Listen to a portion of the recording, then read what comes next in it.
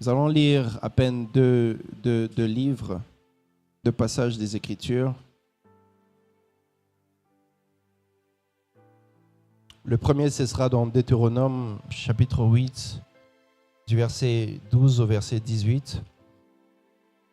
Deutéronome, chapitre 8, du verset 12 au verset 18.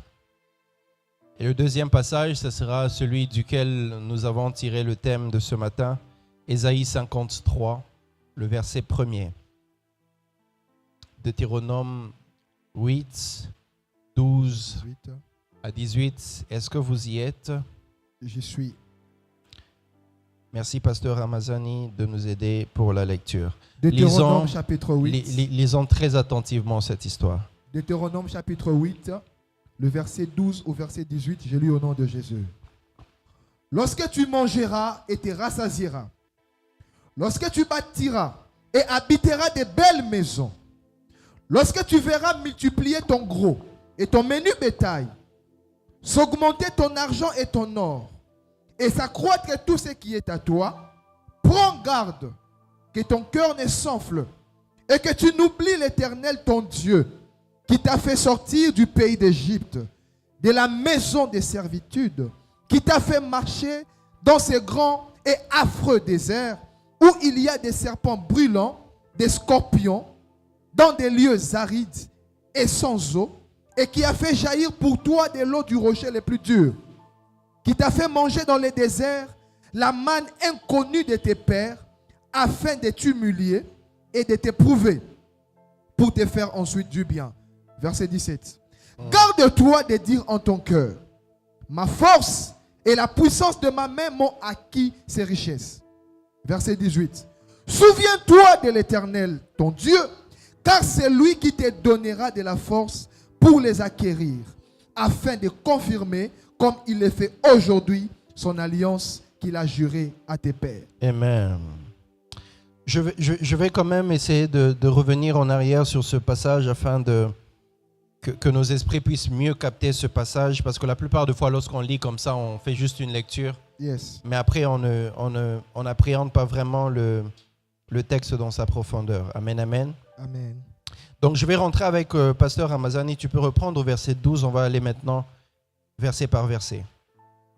Verset par verset. Verset 12. Lorsque tu mangeras. Lorsque tu mangeras et te rassasieras, lorsque tu bâtiras et tu habiteras de belles maisons. Lorsque tu mangeras et tu te rassasieras, lorsque tu bâtiras et tu habiteras de belles maisons. Dis à ton voisin, tu habiteras de belles maisons. Tu habiteras de belles maisons. Non, dis-lui, prophétise bien. Dis-lui, tu mangeras. Tu mangeras. Et tu te rassasieras. Tu te rassasieras. Dis à ton voisin au kotonda. Tu vas te rassasier. Est-ce que je parle prophétiquement à la vie de quelqu'un? Amen. Quelqu'un qui s'attache à cette parole me donne un plus grand amen. Alors dis à ton voisin, regarde ton voisin, dis-lui, lorsque tu mangeras, et te rassasieras, lorsque tu habites, tu bâtiras. Donc ça veut dire que est-ce que je parle à quelqu'un? Est-ce que je parle à l'église Porte des Cieux? Avance, pasteur. Nous sommes dans une église prophétique. Dans cette église, mon père déclare et les instruments reprennent à fonctionner. Est-ce que je parle à quelqu'un? Avance, pasteur. Et lui il dit, lorsque tu bâtiras. J'aime la bénédiction de l'Éternel parce qu'elle est belle. Amen. On ne dit pas que tu habiteras des belles maisons. Elle dit lorsque tu bâtiras et tu habiteras des belles maisons. Amen. Ça veut dire ya kitoko ya quartier nabino, c'est d'abord à toi. Est-ce que je parle à quelqu'un? Lorsque tu bâtiras et tu habiteras des belles maisons. Verset 13, pasteur Ramazani. Lorsque tu verras multiplier ton gros et ton menu bétail. Oh my God, est-ce que ça s'attache à la vie de quelqu'un? Amen. Lorsque tu verras, Amen, tu le verras. Tu verras de tes propres mains que dans les affaires que tu fais, se multiplier ton gros et ton menu bétail. Amen. S'augmenter quoi, pasteur Ramazani? S'augmenter ton argent et ton or. Est-ce que quelqu'un me donne un amen? Amen. Alors, allons-y, papa. Lorsque tu verras s'accroître tout ce qui est à toi, prends garde que ton cœur ne s'enfle. Prends garde que ton cœur ne s'enfle. Lorsque tu verras toutes ces belles choses arriver dans ta vie, prends garde que ton cœur ne s'enfle. Avance, papa. Et que tu n'oublies l'Éternel ton Dieu. Et que tu n'oublies l'Éternel ton Dieu. Qui t'a fait sortir du pays d'Égypte. Parce qu'en fait, dans l'étape déjà où tu es ici, tu connais l'Éternel ton Dieu. Tu le sers, tu le pries et tu le cherches. Tu le cherches pour ce mariage, pour ce travail, pour cet argent, pour que tu vois se multiplier ton gros et ton menu bétail. Mais lorsque ça arrivera, prends garde à ton cœur que tu n'oublies l'Éternel. Quelqu'un se pose la question, mais comment je vais faire pour oublier l'Éternel? Nabosanae, avançons papa. Qui t'a fait sortir du pays d'Égypte, de la maison des servitudes, qui t'a fait marcher dans ces grands et affreux déserts. Là, il lui rappelle en fait toutes les choses qu'il a vécues avec l'Éternel. Ça veut dire lorsque ça arrivera dans ta vie, frère, n'oublie pas jeune Nayo. N'oublie pas tous les jeûnes que tu as passés. N'oublie pas tous les moments où tu venais ici à la retraite, à l'église, à dormir par terre, à chercher l'Éternel. N'oublie pas Bamakolo o Betana Vinayo. Avec certaines personnes.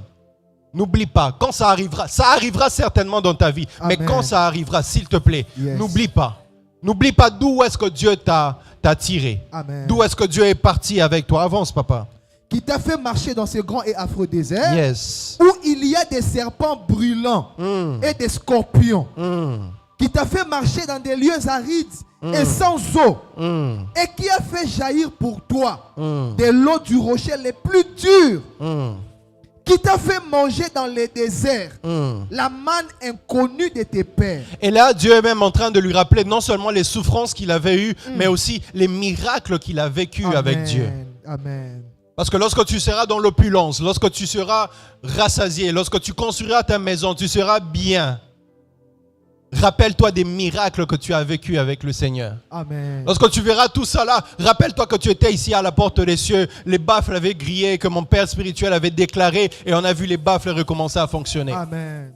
Rappelle-toi qu'on avait reçu une sœur qui avait un gros ventre ici et quelques semaines après, on a vu que ce ventre a disparu alors qu'on parlait d'un cancer. Amen. Rappelle-toi de ces choses lorsque tu seras dans la gloire. Avance, pasteur. Afin de t'humilier et de t'éprouver pour ensuite te faire du bien. Merci, pasteur. On peut directement aller au passage de base. On va évoluer. Ésaïe chapitre 53. Yes. Le verset 1er. J'ai lu au nom de Jésus. Amen. Qui a cru à ce qui nous a été annoncé? Qui a reconnu le bras de l'Éternel? Merci, pasteur. Est-ce qu'on peut acclamer pour la parole de Dieu et reprendre nos places? Pendant que nous avons déposé nos Bibles, nous acclamons mieux que ça pour la parole de Dieu.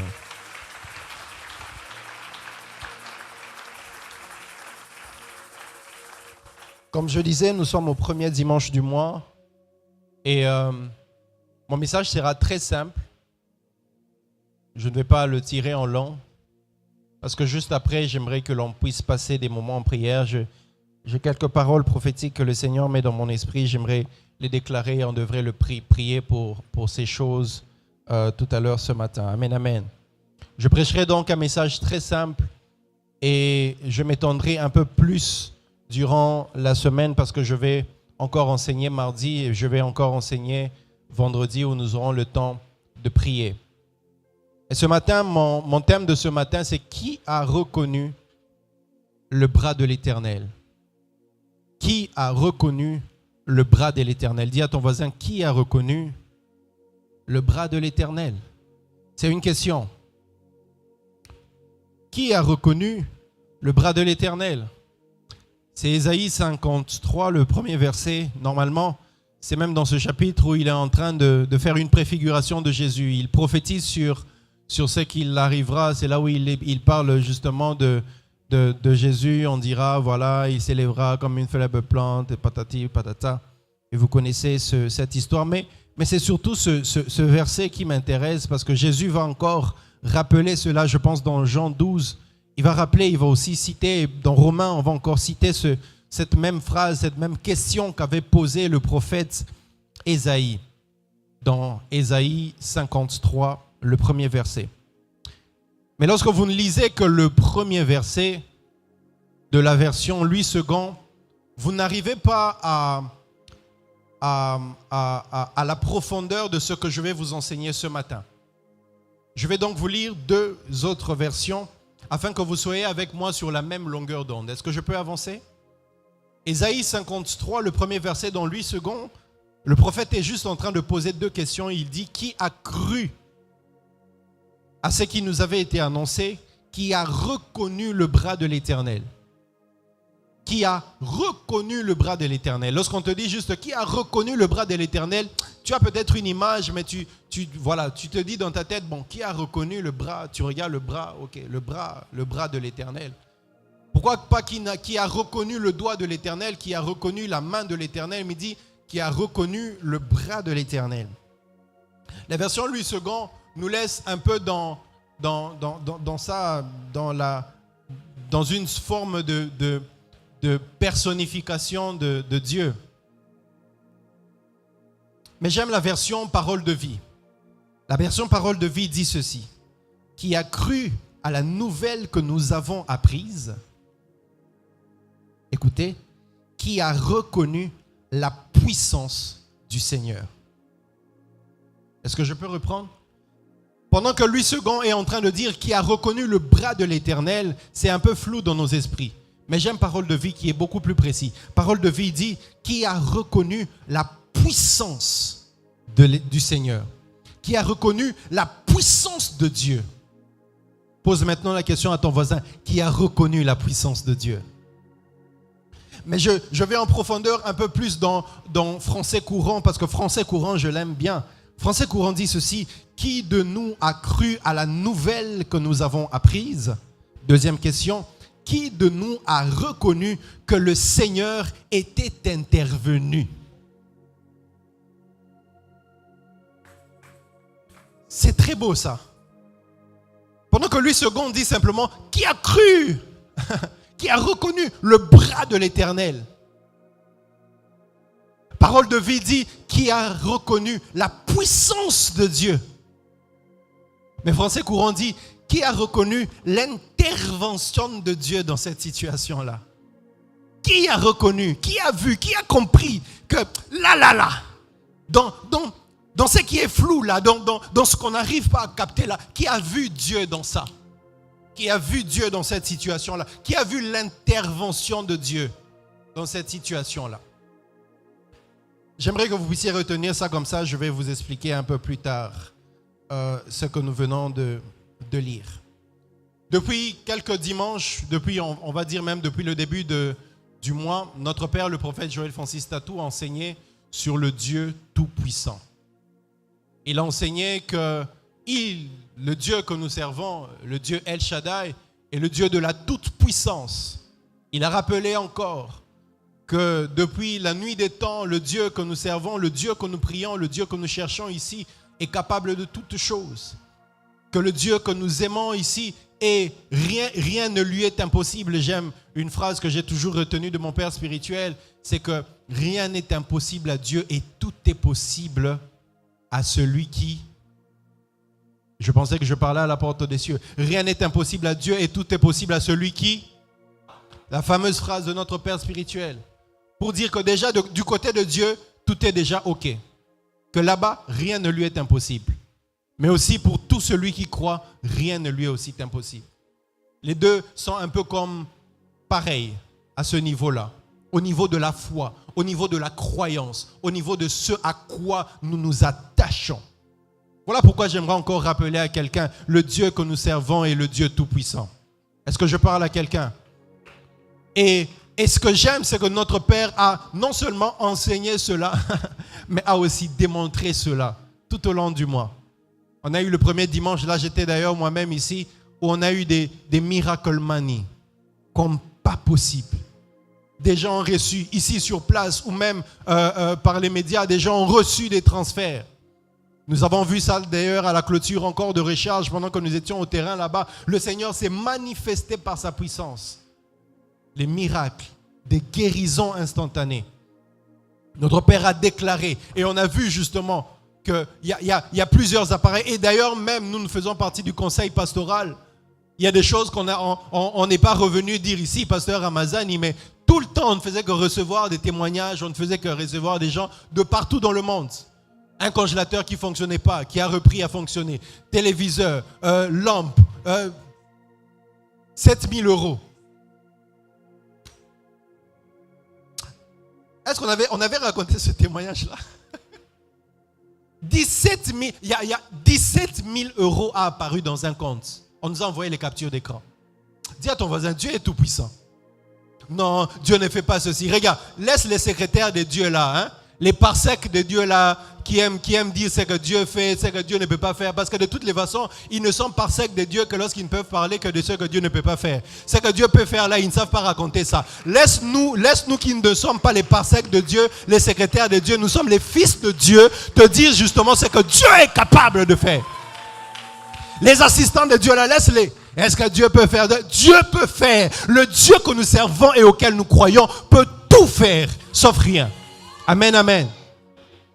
Quelque part dans Job, d'ailleurs, il dit, qui donne des conseils à Dieu? Lequel d'entre vous appelle ça Nzambe Toli? Ote Nzambe, namoni nege, marambozo sala, o salango biente. Anéo, je pense que tu as trop béni de ce côté-là. Viens aussi bénir de ce côté-là. Qui donne conseil à Dieu? Parce que le Dieu que nous servons, le Dieu tout-puissant. Et ce que j'aime avec ce Dieu, il n'a pas besoin de l'approbation de tes ennemis pour te bénir. Est-ce que je parle à quelqu'un? Il n'a pas besoin en fait que tout le monde soit d'accord avec toi pour te bénir. J'aime ce que David est en train de dire, pasteur Paul. Il dit, avec l'Éternel, je me précipite sur une troupe en armes. Ça veut dire la troupe est là. vous ne comprenez pas. On ne dit pas une troupe m'attaque et je me défends. Non, la troupe est là. Vous êtes là tous ensemble. Mais parce que j'ai l'Éternel, est-ce que vous me comprenez? Parce qu'avec l'Éternel, je puis tout. Lorsque vous regardez, vous savez, voilà pourquoi j'ai toujours aimé faire la cinématographie. Moi, je me lancerai dans ça, finalement, en fin de compte. Parce que je pense qu'il y a beaucoup de gens qui font des films, mais on a plus de films qui célèbrent les actes de l'ennemi et du diable que les films qui célèbrent la grandeur de Dieu. Lorsque vous regardez dans la Bible des histoires comme les vaillants de David, qui a déjà vu ça dans la Bible, les vaillants de David? C'est extraordinaire. On vous parle d'un homme qui prend sa lance. Avec une seule lance. Il lance sa lance. Et cette lance-là tue 200 personnes. Attends, expliquez-moi comment, en lançant une seule lance, ça tue 200 personnes. Comment ça entre chez la première? Ça sort, ça rentre chez la deuxième, chez la troisième, chez la quatrième, c'est la centième, c'est la 150e, c'est la 170e, c'est la 200. Oh! Il y a un homme, il était en train de se battre. Il a tellement tué des ennemis avec son épée que son épée s'est collée à sa main. Est-ce que vous avez déjà lu ça dans votre Bible? Ton problème, c'est parce que tu ne lis pas la Bible. Ton problème, c'est que tu ne lis pas la Bible. Est-ce que vous savez qu'à part David, il y a d'autres personnes qui ont tué des géants et des Goliaths? Il y a d'autres qui ont tué des lions. Les vaillants de David. Il faut de livre, comment on dit? On doit sortir ce film-là. Montrer aux enfants de Dieu que notre Dieu est un Dieu tout-puissant. Vous savez pourquoi en fait nous sommes beaucoup plus pessimistes? Vous savez, ce que je regrette avec le monde, c'est que le monde accorde plus de crédit au monde des ténèbres qu'au monde de la lumière. Ça veut dire aujourd'hui, on est plus susceptible lorsque Jésus marche sur l'eau et apparaît à ses disciples de dire c'est un fantôme que de penser justement que c'est notre maître. Ils donnent beaucoup plus de crédit au monde des ténèbres qu'au monde de la lumière. Or, ces jours-là, ce n'était pas un fantôme, c'était leur maître. Pourquoi? Parce que dans leur esprit, ils sont trop négatifs. Voilà pourquoi moi, je n'aime pas, par exemple, les films d'horreur. Moi, je ne suis pas les films d'horreur. Ce n'est pas parce que j'ai peur. Juste que je n'aime pas célébrer les histoires du diable. Je n'aime pas mettre beaucoup trop de ma conscience que quand je suis dans le noir, quelque chose peut sortir de l'armoire. Je préfère mettre dans ma conscience que quand je suis dans le noir, un ange peut m'apparaître. Tu vois ton erreur? C'est que tu penses que quand tu es dans le noir, il n'y a que des mauvais esprits qui peuvent t'apparaître. Or, même dans les ténèbres, Dieu peut se montrer à toi. La Bible dit Jacob était resté seul. Et durant toute la nuit, il s'est battu avec un homme. C'était quel homme? Si c'était toi qui avais écrit ce passage-là, tu allais dire je me suis battu avec un démon. Mais parce que Jacob croit au Dieu, oh my God, il n'a pas imputé ça à un démon, il a imputé ça à Dieu. Ton problème, c'est que tu vois trop de démons partout. On vous a trop montré des films de Nigérians, les films d'horreur, et dans votre tête, vous n'avez que la mauvaise conscience, des mauvais esprits qui vous entourent. Vous n'avez la conscience que des mauvais esprits qui sont autour de vous. Et vous avez l'ignorance des anges qui sont autour de vous. C'est comme ça que lorsqu'on attaque Élisée avec son serviteur, Bafani Batali, le serviteur a commencé à paniquer. On est encerclé. Maître, on est encerclé. Voilà, ils sont tout autour de nous. On est perdus. Élisée était calme. Il dit, Seigneur, ouvre-lui les yeux. Quand il ouvre les yeux, il voit qu'il y a plus d'anges avec eux que des démons avec les autres. Demande à ton voisin, est-ce que tu es beaucoup plus conscient de la main de Dieu sur ta vie, du diable dans ta vie? Le problème avec toi, tu es beaucoup plus conscient de la présence de tes ennemis dans ta vie que de la présence des anges de l'Éternel dans ta vie. Et ça, ce n'est pas ta faute. C'est la société qui a dessiné les choses ainsi. C'est le milieu dans lequel nous vivons qui a dessiné les choses ainsi. Voilà pourquoi moi je suis contre tous ces enseignements qui ne font que parler des bandokia famille, les liens de famille et tout ça là. Mais en fait, il faut équilibrer en nous montrant aussi les personnes qui sont avec nous. La Bible dit, celui qui est en moi est plus fort que celui qui est dans ce monde. Parlez-nous beaucoup plus de ceux que nous avons plutôt que de parler de ceux qui sont contre nous. Parlez-nous de nos alliés spirituels. Parlez-nous de nos pères qui nous ont précédés. Parlez-nous des généalogies desquelles nous descendons. Vous savez, en fait, les personnes qui ont accompli des choses extraordinaires dans la vie, des personnes comme les Alexandre ou encore dans plusieurs mythologies, vous savez pourquoi ils ont accompli ces choses extraordinaires? Parce qu'ils avaient dans leur conscience qu'ils descendaient des dieux. La seule chose dans la tête, c'est qu'ils pensaient en fait que lui là, il n'est pas né de son père et de sa mère, il est né de Zeus. La simple conscience qu'il n'est pas de la même nature que tout le monde, là on menait à réaliser des choses extraordinaires. Pose la question à ton voisin, est-ce que tu as des connaissances sur ta lignée? Voilà pourquoi moi, lorsque j'ai un moment, je prie. Ceux qui savent, lorsque même je prie pour les gens, je dis, le Dieu de mon père, le prophète Joël Francis Tatou, le Dieu de Aflukau, le Dieu de Jacques-André Verneau, le Dieu de Gaston Verneau, le Dieu du Sadhu Sundar Singh. Est-ce que tu connais le Sadhu Sundar Singh? Tu ne sais pas, mais c'est de là que vient ta lignée. Le Sadhu Sundar Singh, c'était un évangéliste qui a prêché en Inde. Il a vécu des miracles extraordinaires. Il a écrit même un livre. Il a été témoin d'une chose extraordinaire. Je vous épargne de ça, parce qu'après on va dire que... Mais en fait, c'est lui qui a écrit un livre sur le monde spirituel. Un livre extraordinaire sur les choses du monde spirituel. Et c'est de lui justement, c'est lui qui a évangélisé Gaston Verneau, le père de Jacques-André Verneau. Et Jacques-André Verneau qui est venu ici à Kinshasa et qui a fait l'église là-bas, de quelle est sorti Papa Aflukau et de quelle est sorti notre père spirituel. Mais tu ne connais même, tu n'es même pas conscient de la lignée spirituelle dans laquelle tu appartiens. Comment tu veux accomplir des choses extraordinaires pendant que tu n'es même pas conscient du sang qui coule dans tes veines spirituelles? Nous étudions beaucoup plus le mauvais côté de l'histoire que d'étudier le bon côté de notre histoire. Dis à ton voisin, prends conscience de tes alliés plutôt que de tes ennemis. Et vous savez, Dieu jusqu'aujourd'hui fait encore beaucoup de miracles. De la même manière que dans la Bible, Dieu faisait des miracles jusqu'aujourd'hui, Dieu continue à faire des choses extraordinaires. On l'a vu dans la Bible, mais on l'a démontré dans les réveils contemporains. Et jusqu'aujourd'hui, d'ailleurs, on continue à les voir. On a parlé de nos pères.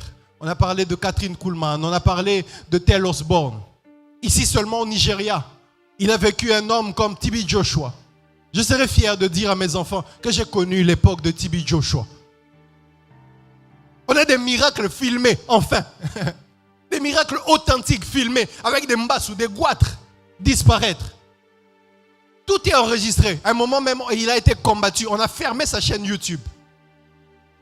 Après sa mort, on a essayé de le discréditer. Mais nous avons vécu à l'époque de cet homme-là des miracles authentiques qui s'accomplissaient. Ce n'est pas seulement des choses que nous avons vécues avec les Blancs, même les Africains.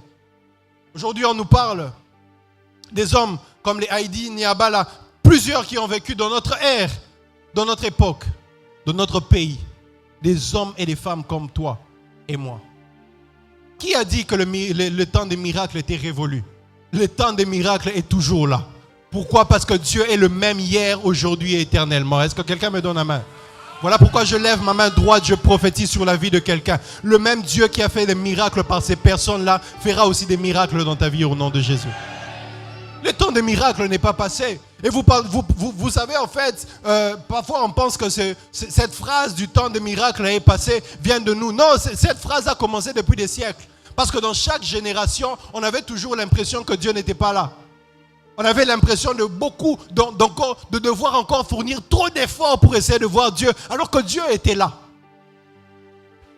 Un orateur a dit un jour, j'ai aimé ça, il dit, Dieu a la lourde charge de prouver chaque jour qu'il est encore Dieu. Parce que la plupart des fois, lorsque Dieu fait quelque chose aujourd'hui, demain l'homme va oublier. Dieu doit encore prouver qu'il est encore Dieu et qu'il est sur son trône. Écoutez ce que Juge 6, 12 à 13 dit. Lorsque Dieu se présente à Gédéon, l'ange de l'Éternel lui apparut et lui dit, l'Éternel est avec toi, vaillant héros. Gédéon lui dit, écoutez ce que Gédéon dit. Ah mon Seigneur, si l'Éternel est avec nous, pourquoi toutes ces choses nous sont-elles arrivées? Et où sont tous ces prodiges? Gédéon, hein? mais où sont tous ces prodiges que nos pères nous racontent? Quand ils disent, l'Éternel ne nous a-t-il pas fait monter hors d'Égypte? Maintenant l'Éternel nous abandonne et nous livre entre les mains des Madians. Même Gédéon s'était plaint. Pendant que toi tu te dis non, le temps des miracles est passé, ça s'est arrêté dans la Bible. Même Gédéon qui est dans la Bible là, lui aussi pensait que ça s'est arrêté.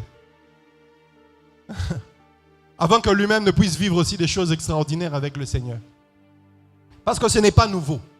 Ce n'est pas nouveau d'entendre des gens dire non, au temps de nos pères, il y en avait. Non, moi je ne dirais plus au temps de nos pères. Au temps d'aujourd'hui, là, on continue à le vivre. Jusqu'aujourd'hui, Dieu continue à le faire. Et il le fait encore beaucoup plus grand. Sinon, je prendrais Jésus pour un menteur. Oui, je prendrais Jésus pour un menteur. Parce qu'il a dit à ses disciples, si vous croyez en moi, vous ferez les œuvres que j'ai faites. Et il a dit, vous en ferez même des plus grands. C'est qu'il a menti. Or, Jésus ne ment jamais. Est-ce que je parle à quelqu'un? Mais pourquoi je parle de ça aujourd'hui? Parce qu'en fait, en réalité, le problème n'est pas l'opération des miracles. Le problème dans notre génération, ou dans chaque génération, n'est pas que Dieu n'opère pas des miracles. Ou n'est même pas que Dieu n'opère pas suffisamment de miracles. Dieu a toujours opéré des miracles. Le problème est ailleurs, complètement ailleurs. À part l'incrédulité, bien sûr, qui est toujours là et qui restera toujours avec les païens. Mais le problème est ailleurs. Le problème est au niveau de la reconnaissance de la puissance de Dieu. Est-ce que je peux maintenant entrer dans mon message? Je vais entrer dans mon message, je vais enseigner sur ça, et puis on va chuter et on va partir. On va prier, on va partir. Le problème n'est pas au niveau de l'opération des miracles, des signes et des prodiges. Le problème n'est pas au niveau de la démonstration de la puissance de Dieu. Mais le problème est au niveau de la reconnaissance de la puissance de Dieu quand elle est là.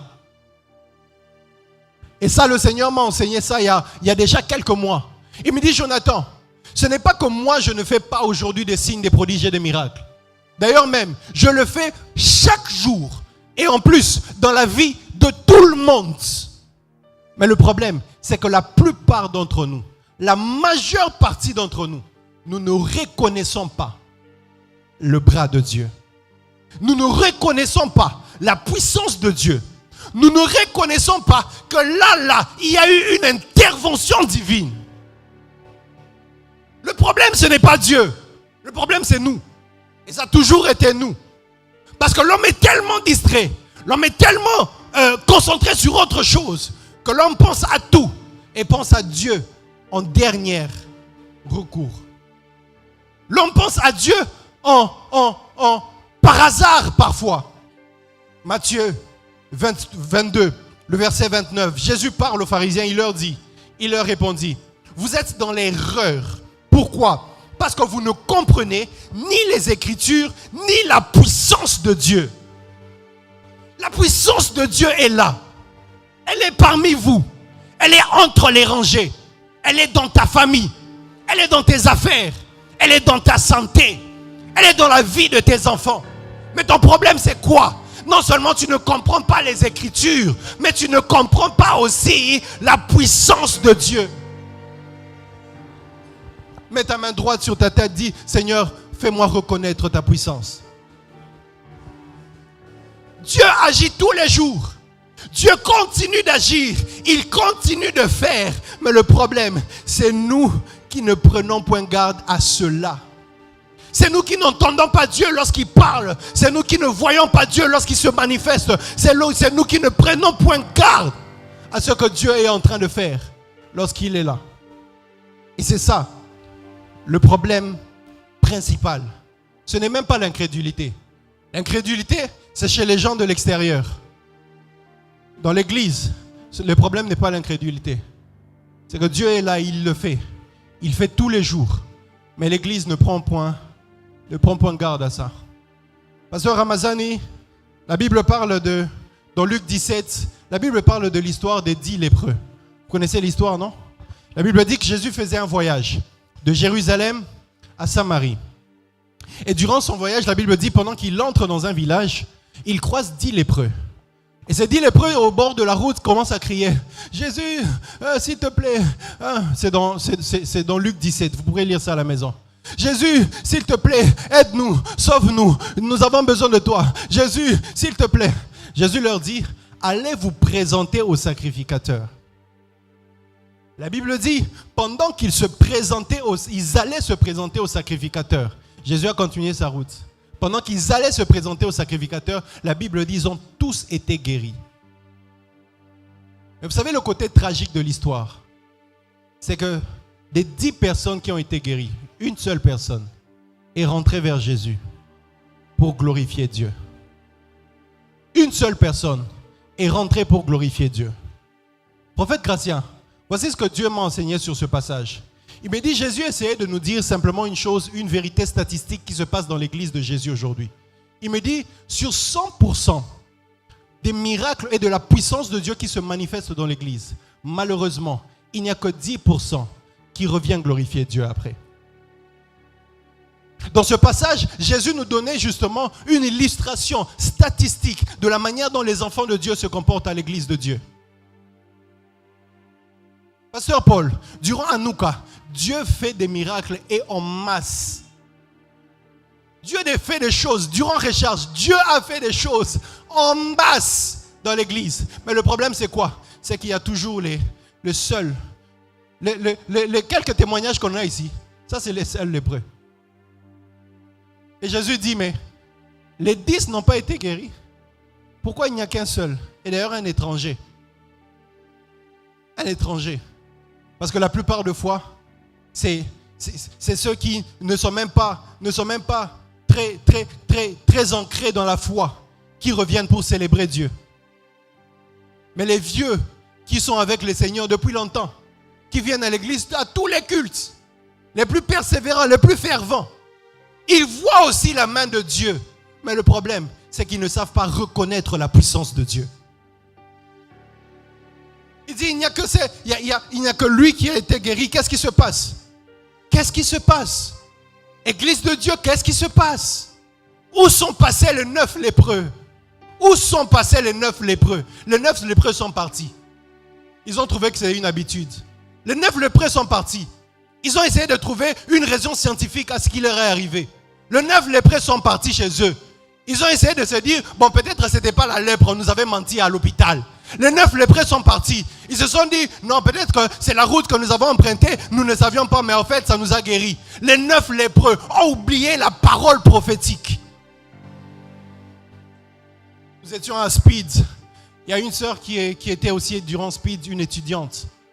Et l'un des frères, le frère Patrick, pendant que je donnais la parole aux jeunes, j'ai dit, bon, les jeunes vont prophétiser.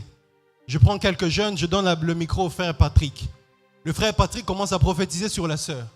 Et il dit à la sœur, il y a quelqu'un qui te dérange à l'université où tu es. Donne-moi le nom de cette personne. Elle donne le nom de la personne. Et la personne, c'était, je pense, le secrétaire académique ou quelque chose du genre. Et le frère Patrick lui dit, quand tu rentreras après cette retraite, cette personne, nous l'enlevons dans le nom de Jésus à ce poste-là. Comme ça, il ne va plus te déranger. La sœur rentre, on sort aussi de la retraite. Quelque temps plus tard, la sœur va à l'université. Elle va et elle devait rencontrer ce monsieur-là. Elle oublie la prophétie. Elle arrive dans le bureau du monsieur pour chercher le monsieur. Elle trouve un autre monsieur. Et elle pose la question, mais je cherche le secrétaire. On lui dit, mais le monsieur là que tu cherches, à ce nom-là, a déjà été enlevé il y a quelque temps. Elle demande, mais pourquoi? Il dit, on ne sait pas, mais il a été viré. Et il a même quitté l'école, on ne sait pas. Il a quitté l'université, on ne sait pas où il est allé. Et vous savez quoi? La sœur a oublié. Elle a juste trouvé normal. C'est après qu'elle s'est rappelée pour se dire, mais en fait, à la retraite, on avait prophétisé sur moi. Où sont les 9 lépreux? Prophète Gratien, les 9 lépreux, c'est lorsque tous les jours nous vivons des miracles de Dieu. Avant la rentrée scolaire ici, tu sais que tu n'avais pas d'argent pour assumer la rentrée scolaire de tes enfants. Tu sais que c'était compliqué. Tu ne savais même pas où est-ce que tu allais avoir l'argent. Mais 2 semaines avant la rentrée, il y a un client qui t'a rappelé. Il y a quelqu'un qui s'est souvenu de la dette qu'il avait envers toi. Tu es tombé sur une affaire. Tu es tombé sur une situation où on t'a donné une commission. Ou encore il y a une situation qui s'est décomptée au boulot et on vous a payé cet argent-là, ces arriérés-là. Et vous savez quoi? Quand tu priais ici, tu demandais à Dieu l'argent.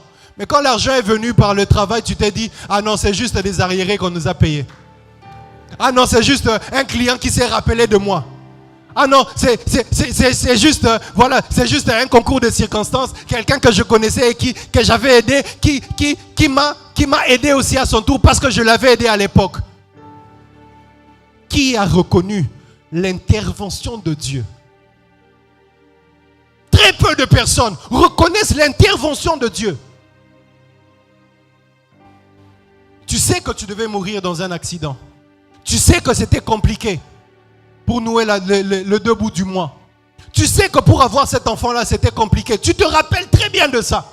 Mais quand ça arrive, tu oublies. Tu donnes le crédit à quoi? À la médecine. Tu donnes le crédit à quoi? À tes relations. Tu vas dire merci à tout le monde, à tous ceux qui t'ont aidé. Et tu oublies qu'en fait, en réalité, Dieu est passé quelque part par les hommes que tu avais autour de toi pour exaucer à ta prière. J'aime ce que Deutéronome est en train de dire. Il dit, garde-toi de dire, lorsque tu mangeras, lorsque tu vas te rassasier, lorsque tu construiras, lorsque tu bâtiras, lorsque tu seras dans ta maison, la Bible dit, garde-toi de dire, c'est la force de mes mains qui m'ont fait acquérir ces choses. Garde-toi de dire ça. Il dit plutôt, c'est quoi la bonne expression? C'est de dire, c'est l'Éternel qui m'a donné la force d'accomplir cela. Où sont passés les 9 autres lépreux? Les 9 autres lépreux, ils ne remettent pas le crédit à Dieu. La Bible dit, il est rentré pour rendre gloire à Dieu. Rendre gloire à Dieu, c'est pour dire, Seigneur, je reconnais que même si c'est mon chef au boulot qui m'a donné, même si c'est une commission, même si c'est le fruit de mon travail, même si c'est le fruit de mes démarches, même si c'est le fruit de mon marketing, je sais que quelque part, il y a eu ton intervention là-bas dedans. Le problème avec nous, c'est que nous ne reconnaissons pas l'intervention de Dieu. C'est parce qu'en fait, on s'attend toujours que si c'est Dieu qui va intervenir, ça veut dire qu'il va intervenir dans une certaine forme bien précise. Et quand ce n'est pas cette forme-là, ça veut dire que ce n'est pas Dieu. Frère, c'est toujours Dieu. Même si c'est passé par un accident, même si c'est passé par une situation auquel tu ne t'y attendais pas, c'est toujours Dieu. Je me retrouve à Lubumbashi. Quand je vous ai dit, j'étais à Lubumbashi il y a quelques semaines, il y a à peine 2 semaines, il y a un membre de ma famille qui me demande un service. Il me dit, non, va, il y a une facture, pendant qu'il était en séjour à Lubumbashi, il y a une facture qui avait été mal faite à la station. Et il m'envoie la capture, il me demande, rentre sur cette station-là et va demander que l'on rectifie certaines données sur la facture. Et je prends, il m'avait demandé, ça fait déjà quelques jours. Et il m'agaçait tellement que, voilà, un bon jour, je me suis levé le soir, c'était vers 18h, je me suis dit, bon, je vais aller le faire quand même, je vais aller faire ce qu'il m'a demandé. Alors je me lève à 18h, je m'apprête, je me dis aussi, bon, Je suis pasteur quand même. J'étais en t-shirt, en jean. Et puis je rajoute quand même une veste au-dessus. Je me dis, on ne sait jamais. D'ailleurs même je me disais, je dois juste être présentable comme je dois parler de facture. Il ne faudrait pas qu'on pense que je suis un escroc ou je ne sais pas moi, un jeune aventurier là. Je monte dans le véhicule, je pars. J'arrive à la station, je trouve aussi la station. Je trouve un monsieur qui était là à la station en train de travailler. Il était seul. Je gare à la station comme si je vais mettre l'essence. Et je descends, je montre la facture au monsieur. Je commence à lui expliquer. D'abord, il commence à hésiter. Non, mais voilà, on ne peut pas faire, on ne peut pas refaire. Ça va me créer des problèmes et tout et tout. Donc, j'essaye un peu de le convaincre de négocier. Et puis finalement, bon, il commence à faire la facture. Il fait la nouvelle facture, il fait la facture. Et pendant qu'il fait la facture, je me rappelle d'une chose. Je me rappelle au fait qu'en main, je n'avais rien. Dans mes poches, je n'avais pas de cash. Parce que bien évidemment, lorsque quelqu'un accepte quand même de vous rendre un service, à la fin, tu lui donnes un coca, n'est-ce pas? Tu lui donnes un coca, tu dis, il a quand même arrêté son travail pour refaire un travail qui avait déjà été fait. Il faudrait quand même récompenser par quelque chose, maman Doudou. Alors, je me rappelle que je n'ai rien avec moi. J'avais à peine, je pense, 100 francs. En tout cas, je n'avais pas de cash sur moi, sur place. Et pendant qu'il fait la facture, je commence à réfléchir, sur place, à Lubumbashi, un banquinois. Je suis là le soir, 18h, 19h. Même si je commence à réfléchir, je me dis que je lui envoie sur M-Pesa, mais après, tu ne peux pas lui envoyer juste de 5000 francs sur M-Pesa. Je commence à réfléchir, et là, pendant qu'il est en train de faire sa facture, il fait sa facture. Quand il finit la facture, il prend la facture, il sort, il me tend la facture. Quand il me tend la facture, moi, je suis en train de réfléchir, qu'est-ce que je dois faire maintenant? Quand je prends la facture, il y a un monsieur qui sort de je ne sais où, pasteur Gratien, prophète Gratien. Il sort, il arrive là, il me dit, pasteur Jonathan, j'étais en train de passer dans un véhicule, je vous ai vu. Et j'ai dit que je ne peux pas passer comme ça sans que vous puissiez me bénir. Il a mis ses mains dans les poches. Il a sorti tout l'argent qu'il avait dans ses poches. Il a mis dans mes mains. Il s'est mis à genoux à la station. Il a dit, priez pour moi. J'ai prié pour moi. J'ai prié pour lui. Je l'ai libéré. Lui se disait qu'il m'a vu par hasard et qu'il avait besoin de bénédictions. Mais moi, je savais que là, il y avait l'intervention de Dieu. Moi, je savais que là, c'était Dieu qui a envoyé quelqu'un. Voilà pourquoi je lève ma main et je prophétise sur la vie de quelqu'un. Dieu interviendra dans ta situation. Est-ce que je parle à quelqu'un? Dieu interviendra. Dieu intervient et Dieu a toujours intervenu. La plupart d'entre vous, la plupart d'entre nous, nous avons rencontré des anges. Mais vous n'avez juste pas le courage de dire que c'était un ange. Moi, depuis que j'étais enfant, quand j'allais à l'école, même quand j'ai rentré là, parce que j'aimais bien faire les pieds, quand je pense que la plupart des écoliers sont dans ce kiff-là. Je ne sais pas c'était quoi le kiff. On te donne l'argent de transport, tu bouffes ça. Nous qui faisons les 2 gants. Tu bouffes l'argent de transport et puis ligne 11. On commence à partir là. On commence à partir. Mais déjà très jeune, à cette époque-là déjà, il y avait parfois, vous êtes à l'arrêt, ou vous êtes nombreux, ou vous êtes avec d'autres personnes. Mais là où toi tu es, il y a un véhicule qui s'arrête, qui ne te prend que toi, qui te dépose et qui part. Vous allez juste dire, non, nous on est dans une autre mentalité. Un ange m'avait. Ton problème en fait, Seigneur, envoie-moi des anges. Ton problème c'est que tu penses que les anges vont venir avec des ailes, avec des lumières brillantes. Mais tu sais toi-même que tu t'es déjà retrouvé dans une situation en route. Quelqu'un est venu te dépanner, quelqu'un est venu t'aider, quelqu'un est venu te donner un transport, quelqu'un a payé pour toi le transport, quelqu'un t'a dit quelque chose. Est-ce que tu le sais? Mais ton problème c'est que tu ne reconnais pas la puissance de Dieu. Tu ne reconnais pas que là, c'était Dieu qui venait de faire quelque chose. Il y a quelques années passées, en 2017-2018, je roule, je vais accompagner une amie au niveau du plateau des professeurs. Au niveau du plateau des professeurs, on arrive vers 20h. Et ce jour-là, il avait un peu plu.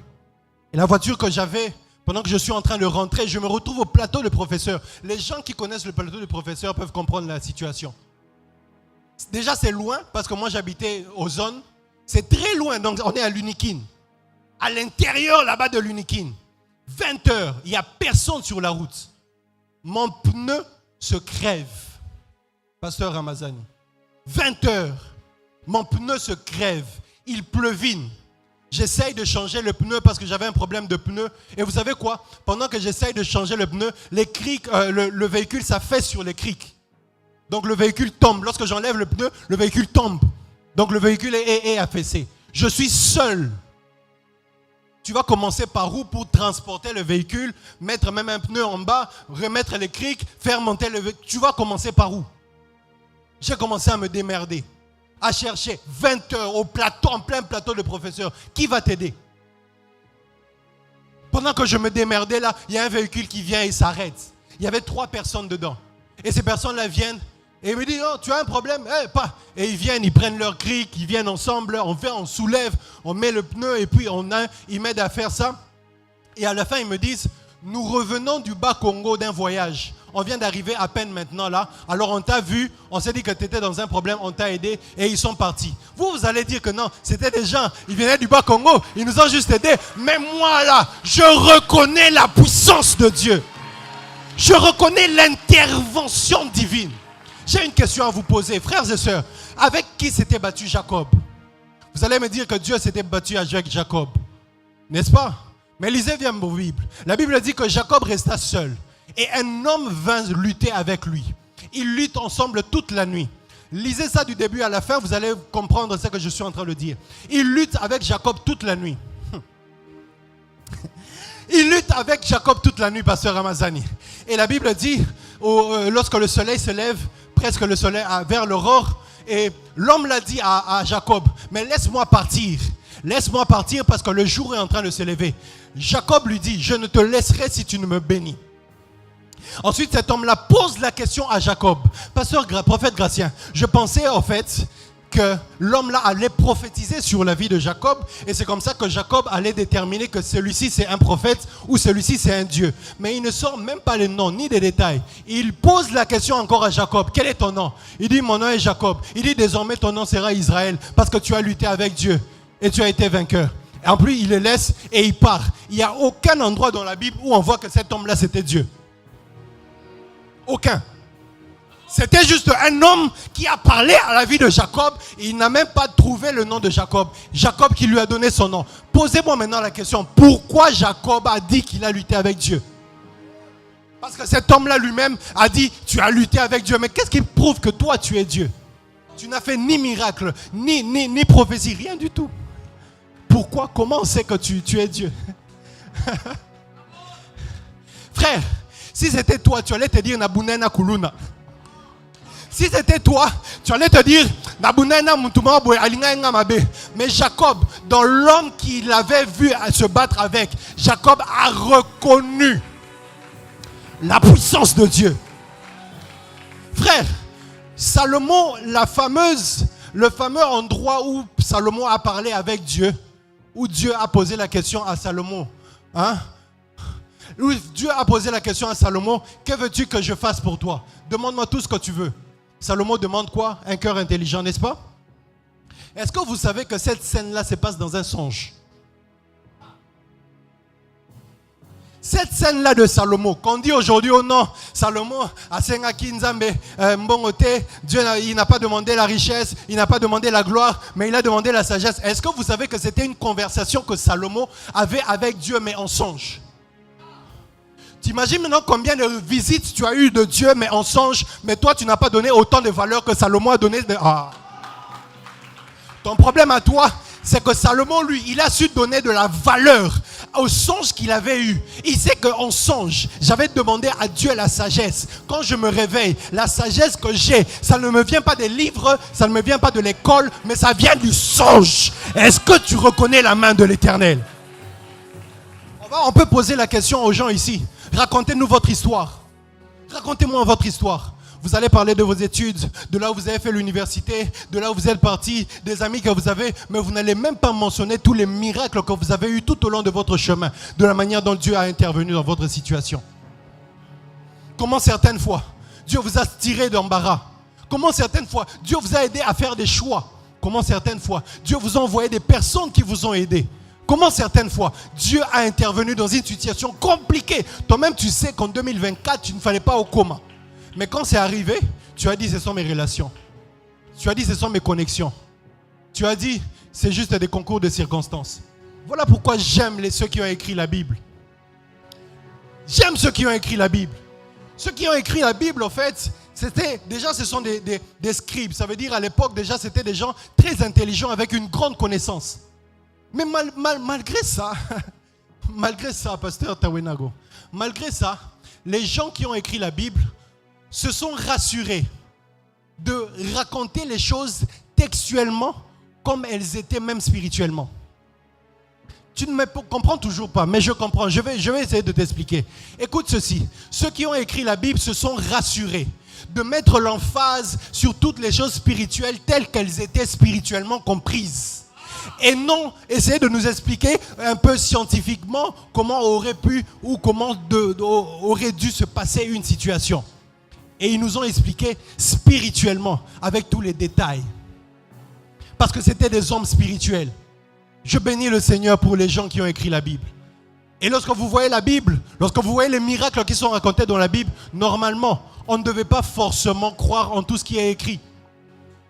La Bible dit par exemple que Élie fait un miracle. Je pense que c'était Élie ou Élisée. Élie, il dit à cette femme-là, donne-moi d'abord à manger. Et puis après, tu vas manger avec tes enfants, avec ton enfant, n'est-ce pas? Et la Bible dit quoi? Il donne à manger à Élie. Mais après, la farine et l'huile n'a jamais arrêté de couler. D'accord? Si c'était toi qui raconte cette histoire, tu allais juste nous dire, bon, en fait, ils utilisaient l'huile petit à petit et la farine petit à petit. C'est comme ça, en fait, que, normalement, ça ne s'est jamais épuisé. Mais je bénis le Seigneur pour les gens qui ont écrit la Bible. Parce qu'ils essayent de nous montrer que même les choses que nous, on peut comprendre humainement parlant, il y avait la main de Dieu derrière ça. Il raconte comment on a pris 5 pains et 2 poissons. On a distribué à plus de 5000 personnes. Et il reste encore 12 paniers. On n'a pas montré là où les pains se sont multipliés. Mais on a montré comment les pains sont restés après. Si c'était toi qui racontais cette histoire, tu n'allais pas raconter ça de cette manière. Pourquoi? Parce que toi, tu veux ignorer le doigt de Dieu. J'aime les écrivains de la Bible parce qu'ils ont écrit la Bible tellement spirituellement que même lorsque la science peut vouloir contredire ce qu'ils veulent, ils ont dit scientifiquement, même si c'est faux, mais parce que Nzamako pour la terre, ils vont mettre ça dans la Bible. Ils disent, Gédéon dit, soleil, lève-toi sur Gabaon. Nous savons que c'est la terre qui tourne autour du soleil. Mais ils ont quand même écrit que le soleil s'est levé. Frère, comment le soleil s'est levé alors que c'est la terre qui tourne? C'est scientifiquement faux. Mais parce qu'il faut reconnaître le doigt de Dieu, le bras de Dieu devant. C'est Dieu qui a arrêté ça.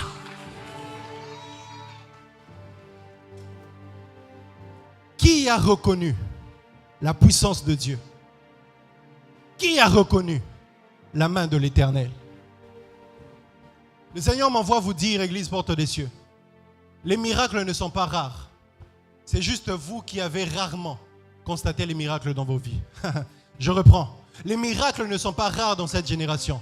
C'est juste nous qui constatons rarement les miracles dans nos vies. Je vais finir avec ces 2 exemples. Les pharisiens viennent à Jésus et ils lui posent la question, fais-nous un signe, fais un miracle. Nous allons essayer de voir. Jésus leur dit, écoutez, il ne vous sera donné aucun autre miracle que celui de Jonas, qui est mort pendant 3 jours, ensuite et puis qui est revenu à la vie. Je me suis posé la question, mais Jésus, on t'a demandé un signe, un miracle. C'est facile pour toi en fait. Tu pouvais faire ça et puis on passe à autre chose. Ces gens allaient croire. Mais en fait, Jésus m'a dit non. Le problème n'est pas faire un miracle. Faire un miracle, c'est très facile pour Dieu. Il peut le faire à tout moment. Mais en fait, ce qui est beaucoup plus difficile, ce n'est pas de faire le miracle.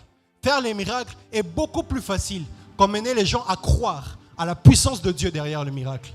Je reprends. Le problème n'est pas le miracle. Le problème, c'est les gens qui vont croire ou reconnaître la puissance de Dieu lorsque le miracle va s'accomplir. Parce que le miracle, ça se passe tous les jours, cette semaine même, alors qu'on parle. Quand tu réfléchis très bien, tu vas voir que dans certaines situations, il y avait l'intervention de Dieu. Quand on t'a rappelé dans cette situation-là, il y avait eu l'intervention de Dieu. Quand tu es sorti de ce véhicule-là, il y a eu l'intervention de Dieu. Si tu réfléchis bien, tu vas voir qu'il y en avait. Mais le problème, en fait, c'est d'emmener les gens à croire ou à voir la main de Dieu. Parce que les pharisiens, ils savaient en fait que les pharisiens, même s'ils voient ça, ils vont essayer de trouver une explication scientifique. Alors il dit, ce n'est pas la peine. Parce qu'en fait, il est plus facile de faire un miracle que d'emmener une personne à croire au miracle. Et c'est ça que Jésus a expliqué dans l'histoire du riche qui est venu le voir pour lui dire « Seigneur, que faire pour éviter le royaume de Dieu ?» Jésus lui dit « Vends tout ce que tu as et suis-moi. » La Bible dit « Il se retourne et il part. » Et la Bible, Jésus sort une phrase très puissante. D'ailleurs, c'est dans ce passage-là que Jésus a dit « Tout est possible à Dieu. » Il dit « Il est plus facile à un chameau de passer par les trous d'une aiguille qu'à un riche d'entrer dans le royaume de Dieu. » Je ne sais pas si vous réalisez cette phrase. Il est plus facile à un chameau. Déjà, il est très difficile à n'importe quoi, même que ton doigt, ton petit doigt, passe par le trou d'une aiguille. C'est très difficile. Mais je ne comprends pas comment Jésus dit, il est plus facile à un chameau de passer par le trou de l'aiguille plutôt qu'à un riche d'entrer dans le royaume de Dieu. Mais réfléchissez avec moi. Est-ce que les riches aujourd'hui n'entrent pas dans le royaume de Dieu? Église, répondez-moi. Est-ce que les riches n'entrent pas dans le royaume de Dieu? Ils entrent, n'est-ce pas? Les riches entrent aussi dans le royaume de Dieu. N'est-ce pas? Les riches entrent aussi dans le royaume de Dieu. Mais comment Jésus dit, le miracle là que le chameau passe par le trou d'une aiguille là, c'est plus facile que pour les riches.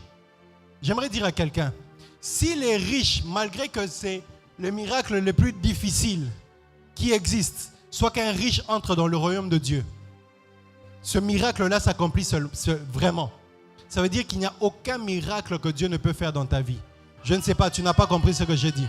Frère, si les riches arrivent à entrer quand même dans le royaume de Dieu, malgré que Jésus a dit c'est la chose la plus difficile, ça veut dire que les chameaux déjà peuvent aussi passer par le trou de l'aiguille.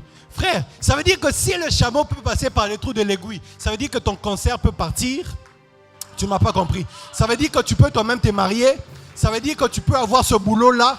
Ça veut dire que ta situation-là peut changer. Est-ce que je parle à quelqu'un? Frère, les riches entrent dans le royaume de Dieu. Et bon, car la vie n'a pas changé. Pendant que c'est la chose la plus difficile. Ça veut dire que le chameau peut à coco na tonga ya na quoi? Na lidusu ya tonga. Désormais, prie avec ce passage. Dis Seigneur, si les riches entrent dans le royaume de Dieu, c'est que mon miracle là, il peut arriver. C'est qu'il peut arriver.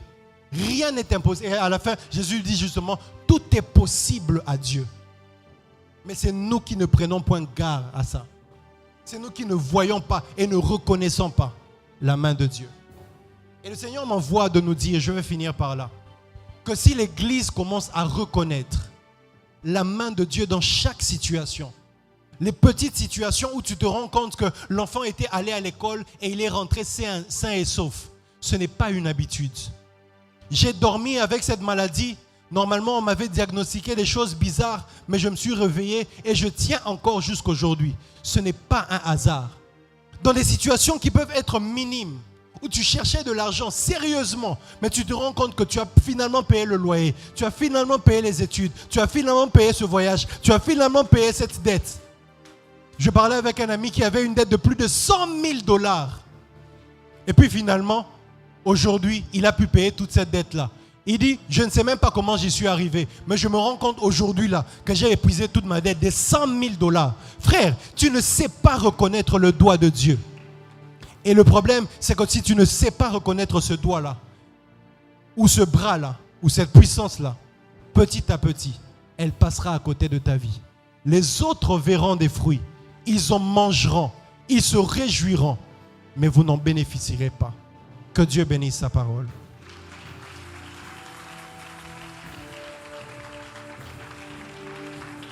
Nous allons prier ce matin. Nous allons prier ce matin. Nous allons prier ce matin. La gabroshia tatanta.